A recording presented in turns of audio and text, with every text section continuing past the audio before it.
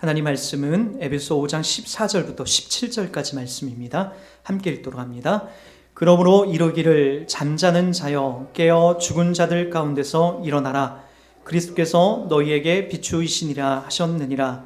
그런즉 너희가 어떻게 행할지를 자세히 주의하여 지혜 없는 자같이 하지 말고 오직 지혜 있는 자같이 하여 세월을 아끼라. 때가 악하니라. 그러므로 어리석은 자가 되지 말고 오직 주의 뜻이 무엇인가 이해하라. 아멘. 자리에 앉겠습니다. 추석 명절인데 여러분 불구하고 오늘 예배를 당에 나와서 하나님 앞에 예배하고자 나오신 여러분들에게 여러분들에게 좀 하나님이 오늘 또 특별한 은혜를 이렇게 허락하시고 또 여러분들에게 큰 위로가 함께 있었으면 좋겠습니다.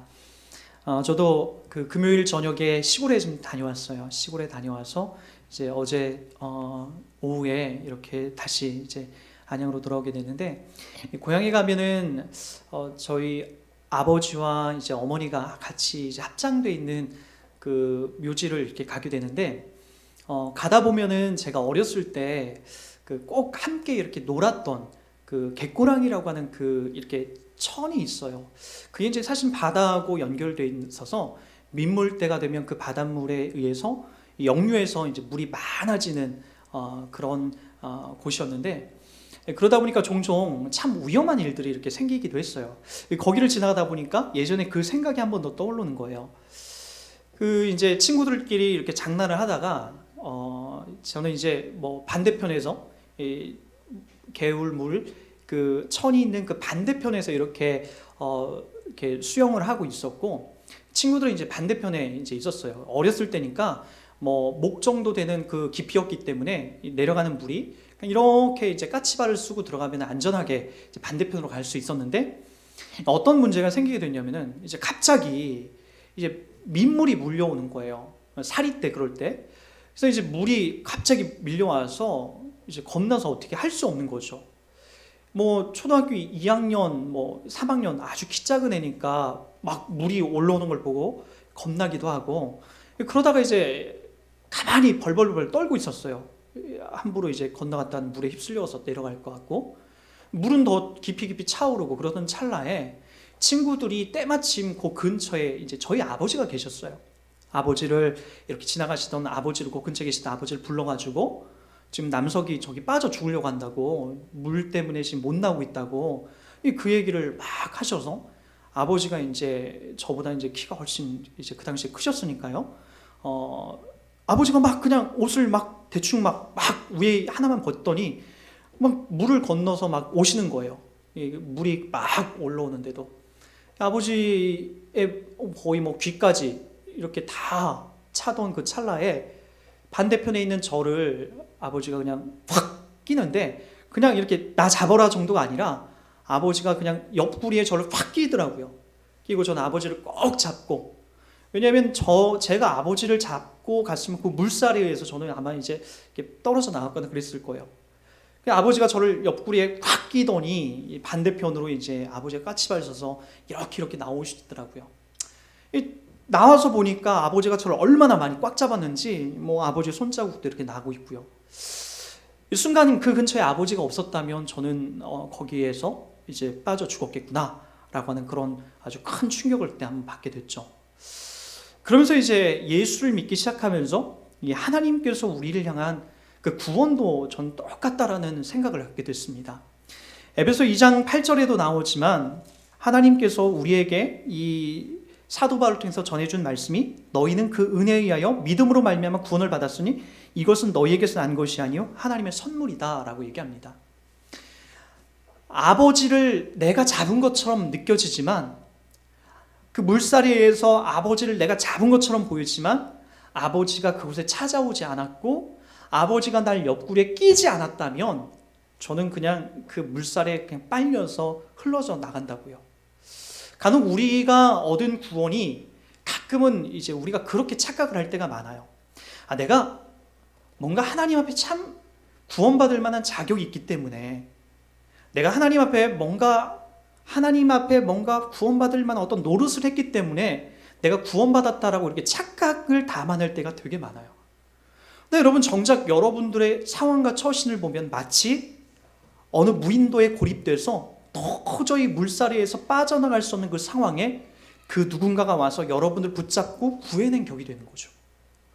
우리가 이 땅을 살아가는 인생의 폭풍과 이 땅의 물줄기에 휩쓸려 가서 마치 우리가 아웅바둥하고 있는 그때에 아무것도 할 수 없고, 아니 뭔가 할 줄 알았다라고 했던 우리 자신이 어느 날 물에 빠져보니까 아무것도 할 수 없는 거예요. 그리고 주님이 우리를 껴안는 거죠.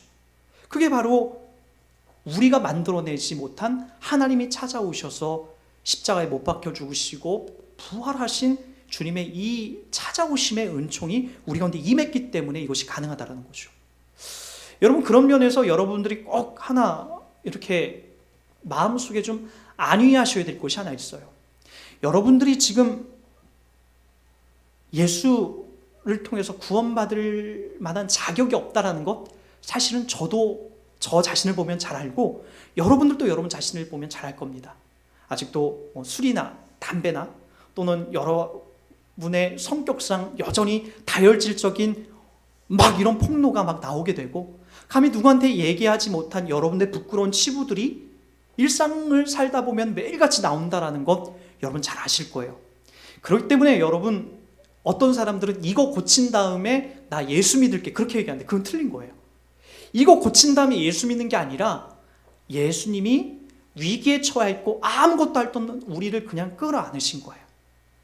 그리고 나서 여러분, 술이나 담배나 여러분 성격의 모난 부분들을 여러분 주의 은혜를 바라보면서 일평생 고쳐나가고 수정해 나가는 그런 과정들을 담아내는 것이 신앙생활이고, 그것이 이스라엘 백성들을 광야에서 그 훈련시켜 나갔던 신앙의 여정이 그렇다라는 거예요.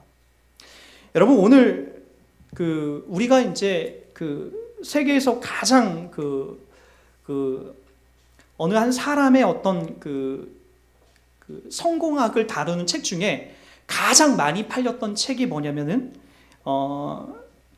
성공한 사람들의 7가지 습관이라고 하는 스티븐 코비가 쓴 이 책이죠.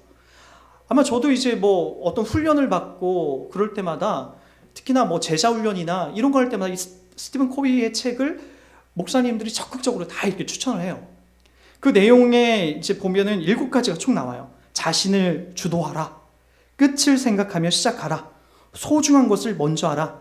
윈윈을 생각하라. 먼저 이해하고 다음에 또 이해하라. 시너지를 내라. 끊임없이 쇄신하라. 뭐 이런 스티븐 코비의 7가지 습관이라고 하는 이런 내용을 통해서 많은 사람들이 자기 인생을 수정했습니다. 특히나 또 제자훈련이나 어떤 성경 공부, 교회에서 하는 어떤 훈련 프로그램을 통해서 목사님들이 이것을 많은 성도들에게 이렇게 주입시키고 이걸 하라고 이렇게 얘기합니다. 저도 한때는 뭐 그랬어요. 이런 것들, 자기계발서를 읽으면서 야, 스티븐 코비가 쓴 책은 참 좋다. 이거 너희들 적극적으로 읽어라 라고 그렇게 얘기한 적이 참 많아요. 그러나 여러분, 정작 스티븐 코비가 이 책을 통해서 수많은 돈을 벌었는데 오늘 그가 쫄딱 망했어요. 쫄딱 망해서 어느 방송에서 나와서 인터뷰한 걸 제가 들었어요. 이렇게 그 내용 기사를 봤는데 뭐라고 나오냐면은, 왜 당신은 이런 상황에서 사업이 쫄딱 망하고 말았습니까? 실패했습니까? 라고 하면서 물어봤을 때 스티븐 코비가 했던 말이 인상 깊게 남아요. 저도 이 7가지 습관을 다 지키지 못했기 때문에 이렇게 되는 것 같습니다. 여러분, 아무리 좋은 말이라도, 아무리 좋은 이야기라도 여러분 이렇게 기록해 놓고 한다 할지라도 자기가 지켜나가지 못하면, 자기가 싸워나가지 못하면 절대로 그 결과물을 만들어내지 못하는 거예요. 그러게 여러분, 여러분들이 예수 믿었다 그리고 끝났다라고 얘기하면 안 돼요. 그 다음부터는 주님이 여러분들 가운데 계속해서 쇄신하고 말씀하시는 게 있어요. 제가 반복적으로 얘기하지만 주님을 닮아가는 거예요. 내가 거룩하니 너희도 거룩해라. 그래야 뭐가 보인다고요? 주님이 보이기 시작해요. 그렇지 않으면 주님이 절대로 보이지 않아요. 여러분이 찾아오신 주님의 구원과 그 은혜가 여러분 가운데 있는데, 그 은혜를 여러분들이 더 또렷이 담아내고 또렷이 이 은혜와 내가 함께하고 있구나라는 걸 확인하기 위해서는 주님을 닮아가는 삶을 지속적으로 해야 됩니다. 근데 여러분, 그것이 좀 부족해도 괜찮아요. 제가 말씀드리는 것은 목사님 안 돼요. 그래서 예전에 어떤 장로님이 어떤 목사님에게 이런 전화를 했답니다. 장로님이 목사님에게 다 담임 목사님에게는 못하고 다른 분의 어떤 설교를 듣고 이렇게 이제 얘기를 했다고요. 그 목사님이 에게 그 어떤 하나님 말씀을 쭉 듣고 나서 큰 은혜가 돼서 그 목사님 전화를 찾아서 전화를 했는데, 그 장로님이 하는 말이 이런 말을 했다고요. 장로님, 그 목사님, 저는 여러 가지 일들 하면서 술은 다 끊었고 주님을 만나면서 다 그런 것들은 깨끗이 청산했는데 담배가 죽어도 끊어지지가 않아요. 그래서 장로가 돼가지고 어느 날 예배를 끝나고 밖에 나가서 저 멀리 나가서 담배를 피고 오는 자기의 심정이 한탄스럽고 괴롭다라고 하는 그런 이야기를 막 했었어요. 그때 이 목사님이 하셨던 말이 참 멋있어요. 저도 이제 그런 그릇이 되고 싶은데, 장로님, 들키지 마십시오. 들키지 마십시오. 괜찮습니다. 장로님이 얼마나 그 담배를 끊고 싶고 끊으려고 많이 노력했겠습니까? 근데 잘 안 되죠. 잘 안 되죠. 들키지 마시고 몰래 저기 가서 몰래 피시고 괴로워하지 말라고. 그 괴로운 게 더 신앙생활엔 안 좋다고. 하나님의 특별한 은혜가 있게 되고 또 노력을 해서도 끊을 수 있는 사람들이 있는 반면에 죽어도 이 문제가 안 끊기는 사람이 있어요. 장로가 되고 목사가 돼도 안 되는 사람이 있어요. 지옥 간다라고 저 사람 지옥 가겠네 그렇게 평가하지 말고, 주님께서 구원해내고 붙잡아낸 그 은혜는 더 크기 때문에 그것에 집중하지 말고, 따지고 보면 이 사람은 담배를 피기 때문에 술 먹기 때문에 문제가 있지만 내 내면에 보면은 누군가를 미워하고 누군가를 싫어하는 더 못된 습관, 누군가를 질투하고 누군가를 더 못되게 씹어대는 우리의 안 좋은 습관도 나도 갖고 있다고요.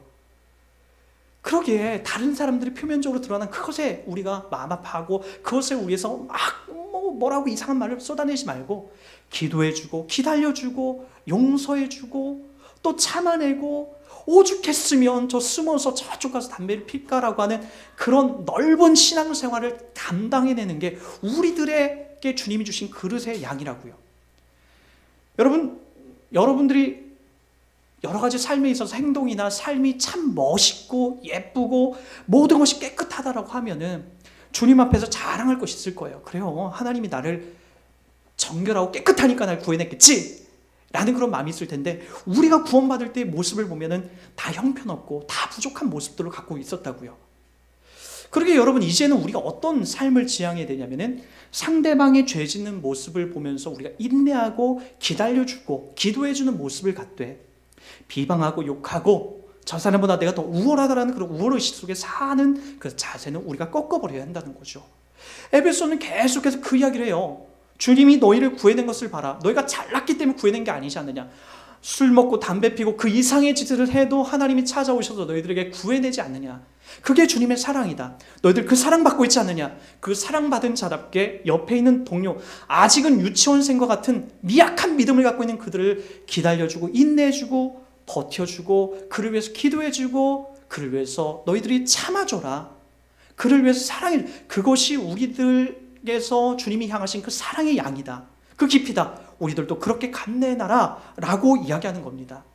그래서 여러분 14절 5장 14절은 그러므로 이르시기를 잠자는 자여 깨어 죽은 자들 가운데서 일어나라.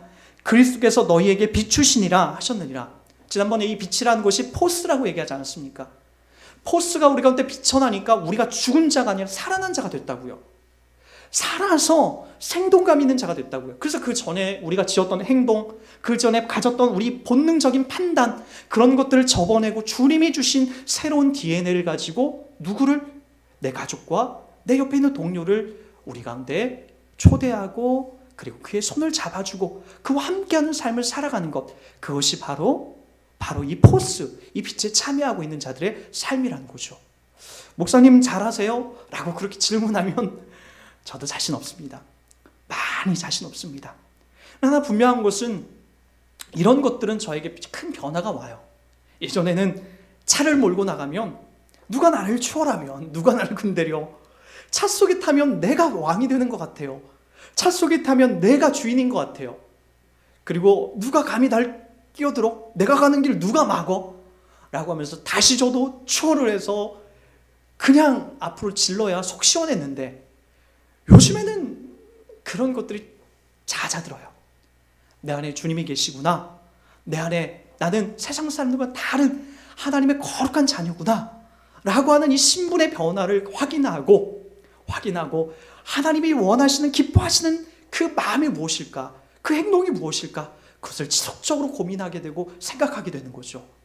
그래서 혹시라도 우리들 가운데 그런 마음, 오늘도 내 마음대로, 내 욕심대로, 내가 하고 싶은 대로 할 거야 라고 하는 그런 욕심, 이 세상의 주인 노릇을 내가 하려고 하는 여러분들의 자아가 있다면, 여러분 자꾸만 주님을 여러분들의 자아에 초청하시고, 여러분들이 주인이 아니라 하나님이 나를 구해내셨지, 나를 거듭나게 하셨지, 나를 포스 그 빛으로 나를 찾아오게 하셨지 라고 하는 그 삶의 인식을 통해서 여러분들의 삶의 더러운 부분들, 거룩하지 못한 부분들을 계속해서 걷어내는 그 삶을 살아내셔야 합니다.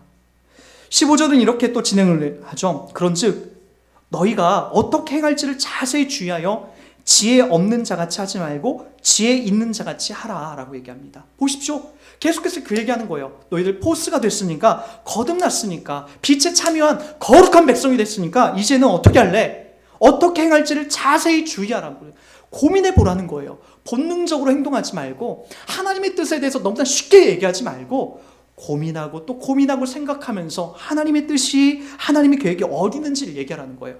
오늘 그 하나님의 지혜가 어떻게 흘러가는지 보십시오. 16절로 흘러갑니다. 지혜는 곧 16절, 세월을 아끼고 아끼라. 때가 악하니라. 때가 악한 이 세대에 세월을 아끼랍니다. 세월을 아끼라는 게 어떻게 하는 거예요? 잠을 4시간만 자라는 거예요? 잠을 2시간만 자라는 거예요? 세월을 아끼라는 게 도대체 뭘까요? 우리 구약 성경 속에 이런 그림으로 정말로 바르게 살아간 삶의 어떤 그림들이 나오죠. 대표적인 예로 우리가 노아를 볼 수가 있어요. 우리 노아 이야기는 창세기 6장으로 가는데요. 잠깐 한번 가보도록 하겠습니다. 참 재미있게 흘러갑니다. 창세기 6장입니다.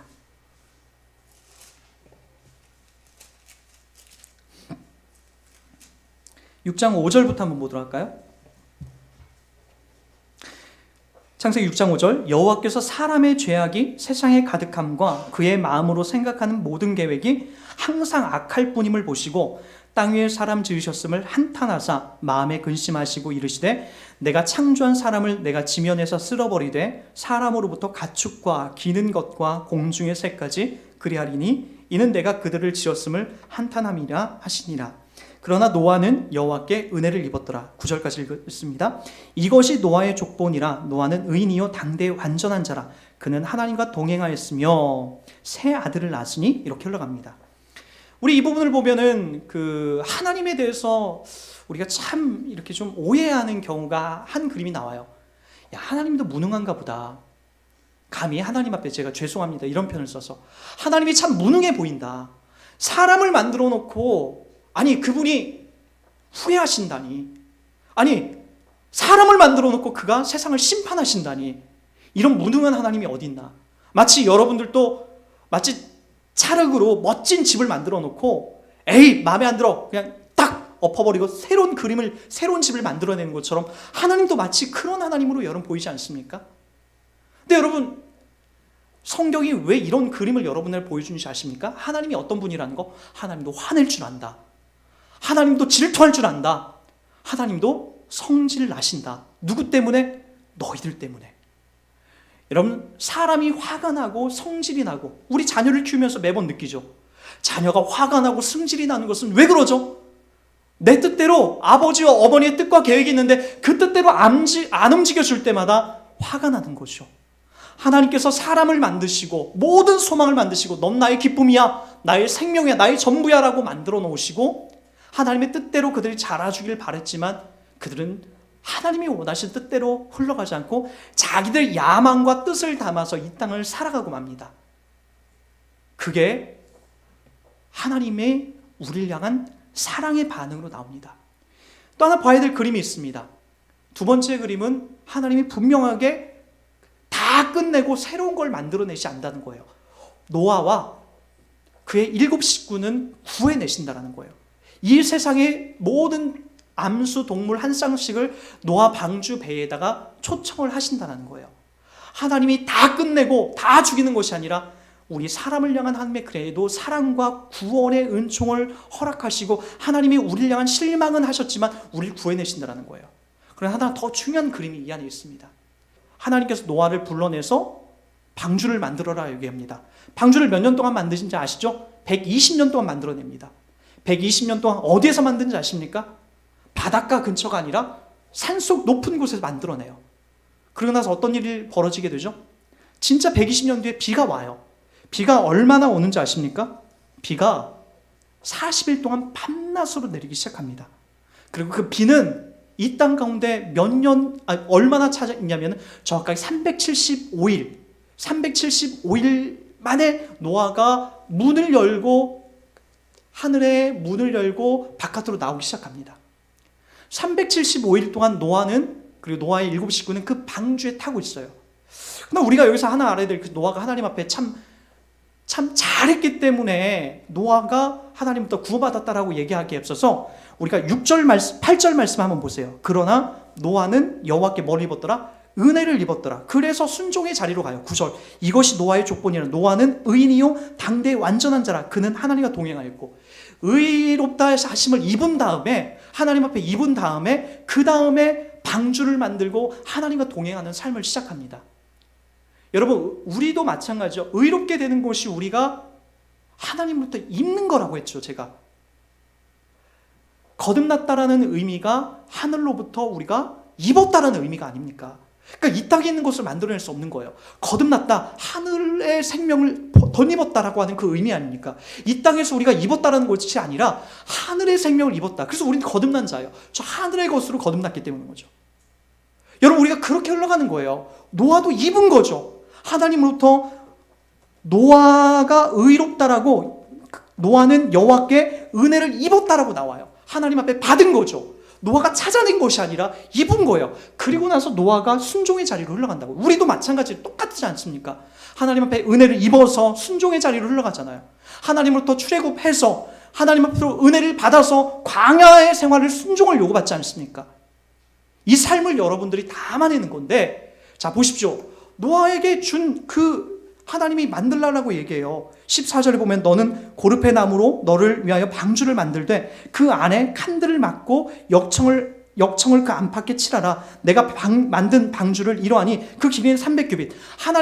하나님께서 모든 지도를 노아에게 줘요. 노아는 그 지도를 받고 나서 그냥 뚝딱뚝딱 만들기만 한다고요. 여러분, 그런데 어떤 일이 벌어지게 되냐면 희한해요. 노아가 상식적으로 이 방주를 만드는데 하나님이 키를 만들려고 안 해요. 돛을 다는 장비를 만들려고 안 해요. 말 그대로 어떤 걸 만드냐면은 여러분, 나무 상자와 같은 그런 것들을 만들려고 해요. 나무 상자, 우리 그냥 실개천에다가 예전에 많이 놀아보지 않았나요? 운동화 깍 같은 거를 집어 던져서, 운동화 박스 같은 걸 집어 던져서 둥둥둥둥 그냥 떠내려가게끔 하는 거. 어디로 가는지 몰라요. 이게 바로 태바예요. 배가 아니라 태바. 둥그런 모양의 태바예요. 태바. 그 안에는 어떤 일이 벌어지냐면은 이 배가 어디로 가는지 그 안에 탄 사람들은 아무도 모르는 거예요. 이게 우리들 가운데 신기한 거죠. 그 안에 있는 노아의 8 식구는 375일 동안 그 안에서 바들바들 떨었을 거란 말이에요. 1년이 넘은 365일이 지나고 나서 열흘이나 더 1년 동안, 1년이 넘게 그 방주 안에 타면서 어떤 공포감을 느꼈을까요? 한번 생각해 보세요. 여러분, 깜깜한 그 안에, 칠흑 같은 그 안에 여러분 단 하루만 있어도 여러분 두렵잖아요.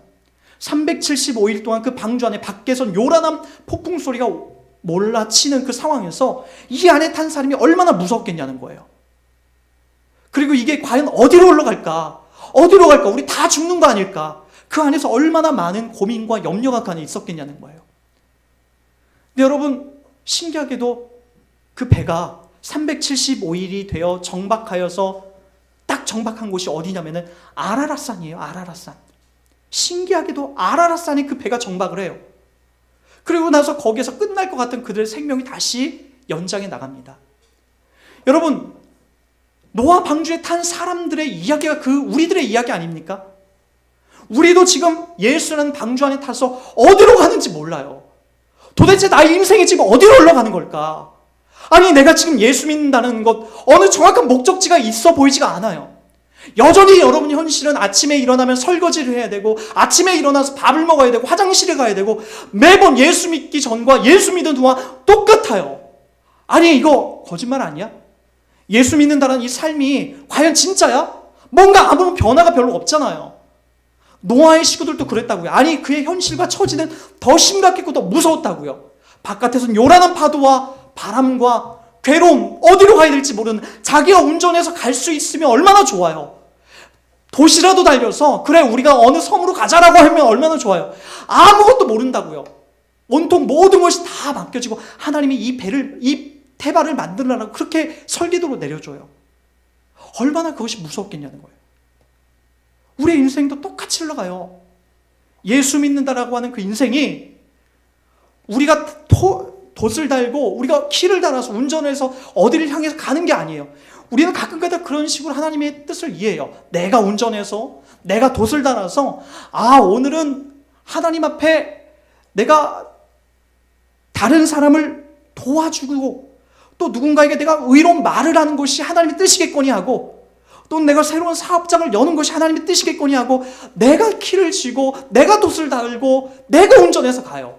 태반은 그런 게 없다고요. 하나님 앞에 모든 걸 맡기고 하나님의 뜻에 하나님의 인도하심 속에서 그냥 그렇게 흘러가는 거예요. 그게 바로 태바였다고요. 우리가 지금 그 배에 탔어요. 하나님의 뜻은 그런 것이 아니에요.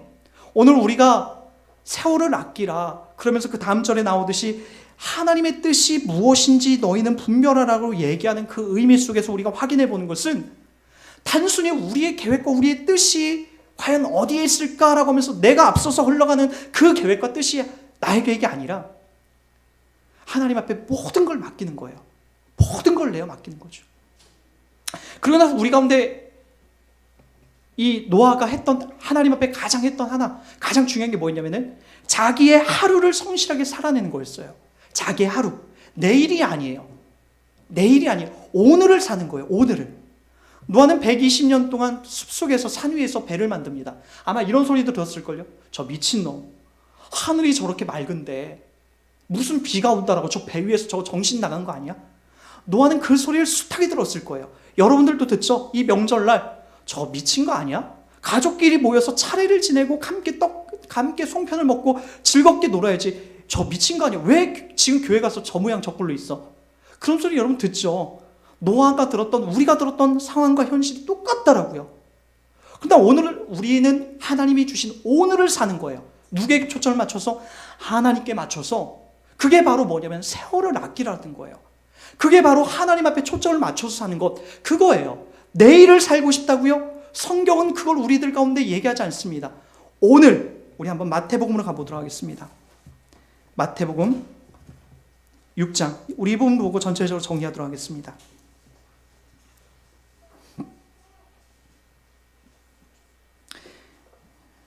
(6장) 25절입니다.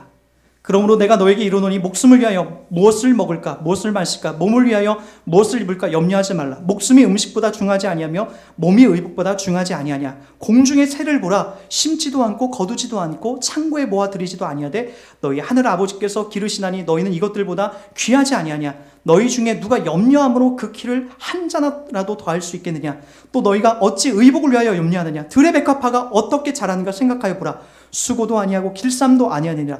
그러나 내가 너에게 말하노니 솔로몬의 모든 영광으로도 입은 것이 이 꽃 하나만 갖지 못하였느냐. 오늘 있다가 내일 아궁이에 던져지는 들풀도 하나님이 이렇게 입히시거든 하물며 너희일까 보냐. 믿음이 작은 자들아, 그러므로 염려하여 이르기를 무엇을 먹을까 무엇을 마실까 무엇을 입을까 하지 말라. 이는 다 이방인들이 구하는 것이라. 너희 하늘 아버지께서 이 모든 것을 너희에게 있어야 할 줄을 아시느니라. 그런즉 너희는 먼저 그의 나라와 그의 의를 구하라. 그리하면 이 모든 것을 너희에게 더하시리라. 여러분 33절을 우리가 많이 왜곡합니다. 먼저 전도해라. 먼저 모든 것 내려놓고 많은 시간 할애해서 기도 먼저 해라. 선교사로 나가라. 먼저 헌금해라. 우리가 그런 걸 성경을 통해서 많은 교회에서 요청을 받습니다. 그러나 여러분 오늘 그 내용은 그 이야기가 아니라는 걸 보실 겁니다. 들의 백합화를 보라. 공중의 새를 봐라. 그들은 노력도 않고 길쌈도 않지만 하늘 아버지께서 그들을 위해서 먹이신다. 들의 백합화를 보라. 솔로몬의 입은 옷도 저 꽃만 하지 못했다 라고 하면서 그 이야기를. 그러므로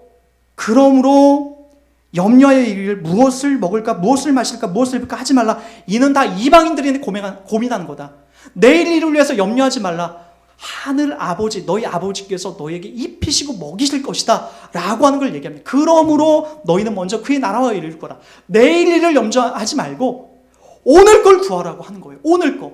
오늘 뭐죠? 오늘 내가 주와 지금 살고 있는가? 내가 주와 지금 이 시간 집중해서 예배하고 있는 건가? 내가 주와 함께 지금 이 순간 함께 살고 있는 건가? 그거 고민하라는 거예요.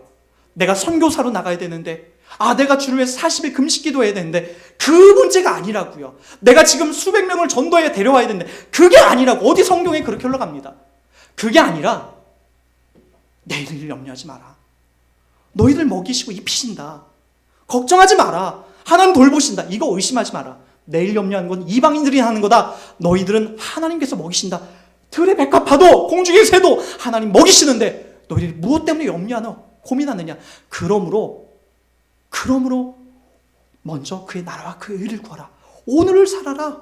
내일이 아니라 오늘을 살아라. 그래서 오늘 말씀하고 이게 정확하게 매칭이 되는 거 아닙니까? 에베소 5장 16절 세월을 아끼라. 때가 악하니라. 그러므로 어리석은 자가 되지 말고 오직 주의 뜻이 무엇인지 이해하라. 오늘을 사는 거예요. 오늘을. 내일 모레 내가 선교사로 나가서 뭘 큰 걸 하나님 앞에서 해야 되는데 그게 아니라 오늘을 사는 거라고요. 오늘 집에 가서 여러분 친척들하고 만나서 아마 그런 얘기를 할 거예요. 어디 갔다 왔어? 차례는 안 지내고 어디 갔다 온 거야? 식구들끼리 왜 니네 집은 왜 다 예수 믿어서 왜 같이 합류를 하지 못하는 거야? 거기서 내가 예수 믿는데 뭔 큰 소리. 그래, 다투지 마시고 웃어주십시오. 아유, 죄송합니다. 큰 자는 지금을 사는 거예요. 다툴 수 있는 상황에도 내 안에 계신 주님과 함께 지금을 사는 거라고요. 지금 여러분들과 싸울 수 있는 그 상황, 지금 내가 다퉈야 될 그 상황에서 지금을 사는 거, 주님을 담아내는 거라고요. 지금 가서 여러분 또 내가 예수 믿었는데 이 설거지나 하고 있고, 그게 아니라 설거지 하는 겁니다. 저도 집에 가면 그거 합니다. 막내딸이 응가를 하루에 3번씩 사요. 얼마나 잘 먹까? 3번, 4번씩 사요. 다 컸는데도 그래요. 그거 기저귀 벗겨내고 물로 똥을 묻혀가면서 다 닦아내요. 그 누가 하냐고요? 제가 하죠. 누가 합니까? 목사는 매일같이 앉아서 성경만 보고 매일같이 구루미를 낳고 매일같이 거룩한 말만 하는 게 아니에요. 저도 집에 가면은 기저귀를 벗겨서 똥을 닦아내고 똑같이 설거지를 하고 음식물, 국물 흘러내려오는 더미를 가지고 음식물 쓰레기 가지고 밖에 쓰레기장에다 버리고 오는 게 제 역할이라고요. 제가 한다고요. 오늘을 사는 거예요. 그걸 담아내는 거라고요. 내일이 아니에요. 그게 세월을 아끼라는 거예요. 주님과 매 순간 매 시간을 동행하는 것, 그게 세월을 아끼는 거지. 무슨 아침 4시에 일어나서 내가 하루를 타이트하게 보내고 내가 피곤해도 바카스 한 병 마시면서 내가 피로를 이겨내서 내가 성실하게 살아, 그게 아니라 그건 저 다른 종교를 믿고 있는 사람들도 다 담아내는 거예요. 우리는 지금 나와 함께하고 있는 주님, 내 생명과 바꿔줘서 거룩한 삶을 내 안에 찾아오신 그분과 함께 지금을 사는 거예요. 오늘 나가서 여러분들이 만나는 그 사람을 상대하면서 지금을 사는 거라고요. 그럴 것이 바로 세월을 아끼라는 거예요. 왜냐고요? 때가 악하기 때문에 그래요. 오늘 또 여러분에게 시비를 걸어오고 여러분들에게 오늘 예수 믿는 증거 대박, 예수 믿어 뭐가 잘 됐어, 이렇게 여러분 시비를 걸어온다고요. 그때 여러분 세월을 아끼라, 주가 나와 함께한다 라고 하는 이 마음을 갖고 기꺼이 웃으면서 상대해주고 웃으면서 맞이해주고 넉넉한 여러분들의 모습들을 보여주면서 살아가는 것, 이것이 바로 어리석은 자가 아니라 하나님의 지혜를 담아내고 하나님과 함께 오늘 하루를 살 우리의 삶이 되는 겁니다. 기억하십시오. 노아도 120년 동안 이 삶을 담아내다가 방주에 들어갔습니다.